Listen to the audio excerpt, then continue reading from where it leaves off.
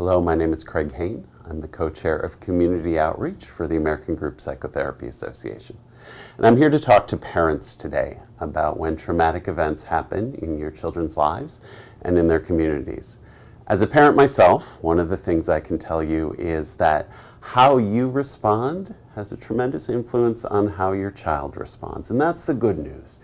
The other thing we have to recognize as parents is that trauma and adversity, as much as we don't want it to happen, is an inevitable part of our children's lives.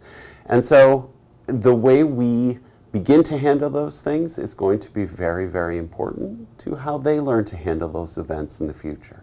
These kind of events, we speak of shattered assumptions. What they can often do for a child is be their first experience that the world is not as safe a place as they think that it is. And while we can't control the world, we can really control what happens in our home.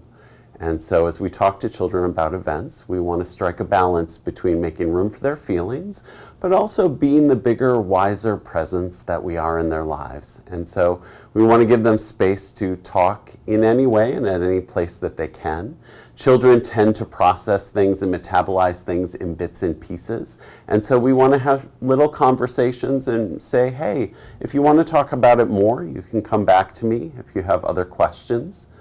Kids need us to provide clear information, but they also need to know that we're going to return to the same things in our homes that we always do, the same routines, the same kind of predictability.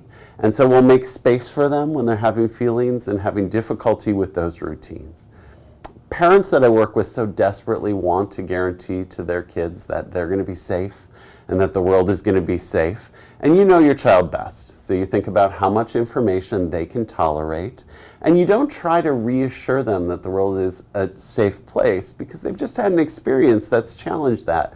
But what you want to reassure them is that there's safety in following routines and following the rules that we set in the house and reasserting the values that you have as a family. I think my favorite thing I always remember when a crisis happens is what Mr. Rogers used to say. He said, when a crisis happens, we look for the helpers. And so we point our children to the people in our lives, not just within our family, but police and firemen and security at their schools and principals and all of those people who are there to make sure that their life continues to be safe.